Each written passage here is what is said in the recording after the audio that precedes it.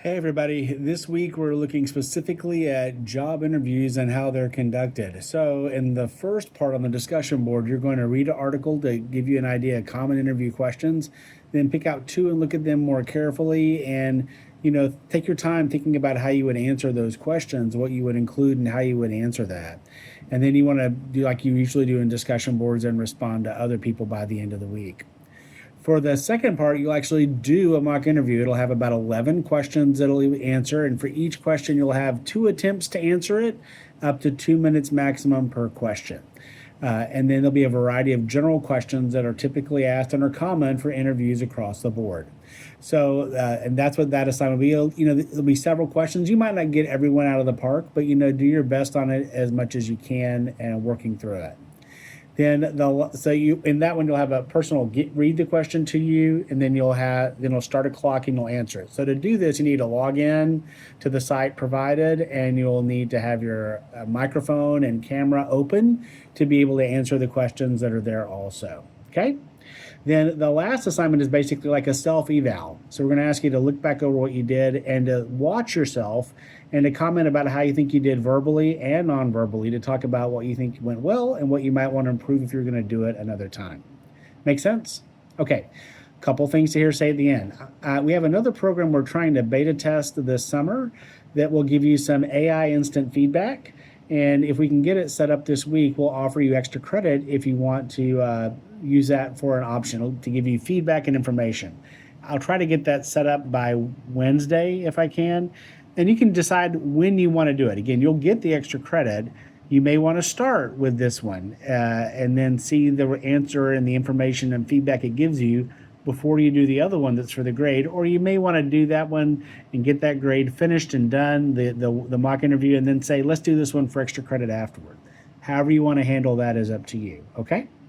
That one will give you a virtual audience that will be observing as you give your answers. And they can sometimes react a little bit depending on your vocal variety and your engagement, things and your volume, things like that are part of your assessment. And it'll also assess like your eye movement and some things like that too. Its grades are sometimes low. That's not the grade you'd get. And again, that's just for extra credit, but it tries to look at ways you can improve and things you might work on. And then it gives you suggestions and ideas about how you can improve areas it identifies, okay?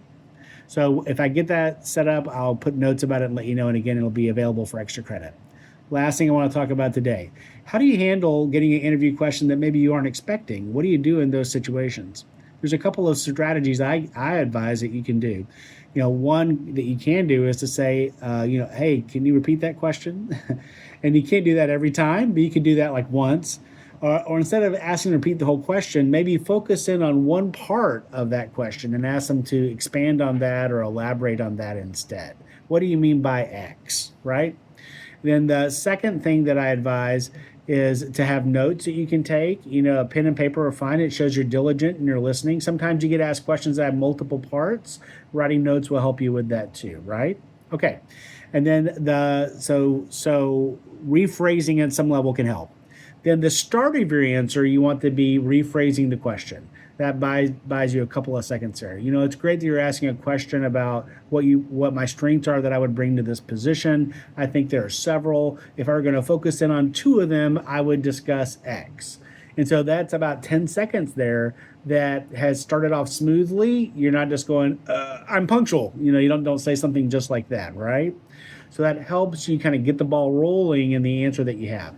Then in your notes, you can write down the two strengths you want to discuss, so you won't forget it when you're halfway through your answer and you can't remember what the second one is. So the first strength I think I would bring to this job is X. And then once you identified a quality, gives evidence to support it.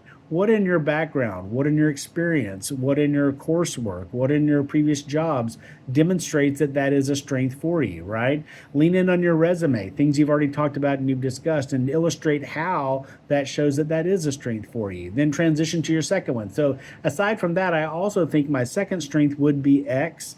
And the reason I think that is a strength for me is because, and if you look at my resume, you'll see that I have X. And so that does that, right, for you. And then when you're finished with that, just simply say, so those two strengths, punctuality and X, are reasons are strengths that you would consider when hiring me for this position. And so it's a wrap up on the back end. So again, frame it at the beginning by rephrasing it. Take notes if you need to talk about multiple ideas or examples. Lean into the first one. The first of these is, the second of these is, build off your resume that you've already provided that is evidence for that. Add in information on your own. Examples and stories work extremely well. Instead of just saying, I'm punctual, I am always there on time, I will not be late. That kind of starts to be a hamster wheel that goes around and around. Give examples, proof, real instances, stories that back that up, right? And then smoothly transition into the second one, then wrap it up. You don't need to go forever in this. You just need to demonstrate that you feel confident, that you do have an answer for that. And, that kind of framing, beginning and end, can help to make it a smooth answer overall. I hope that helps a little bit as you work on this. None of us are perfect interviewees at the very beginning. Some of you may have done this a lot and are kind of old pros at this. If you have questions or concerns when you're thinking about this and getting prepared, feel free to ask. There's lots of lists online that list common questions you might have. And again, the business article tells you those also. So I think you'll be in pretty good shape for this. Give it your best shot, do what you can. And again, this is to help us so that when we're in the real world, we're more prepared to work on this ourselves.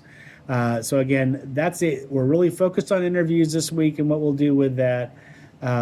If you want to practice on your own, you can simply act as if you've been answered one of these questions you read in the article, record yourself like I'm doing right now with my phone, and look at yourself and see how you're doing. So that's one way to test and work on it yourself. And the second one will be if we get the extra credit option set up for you too. Hope that helps you this week. Hope you have a good week ahead of you. If you have any questions or concerns about anything, always feel free to ask anytime. I'll be in Georgia this week, but I'll always be checking my email, and every day I'll be checking my responses. So I'm glad to help any way that I can. I'm a resource, and feel free to utilize me for anything you might need. Have a great week. Knock it out of the park. I'm looking forward to seeing what you do. That's it for now. Thanks. Bye.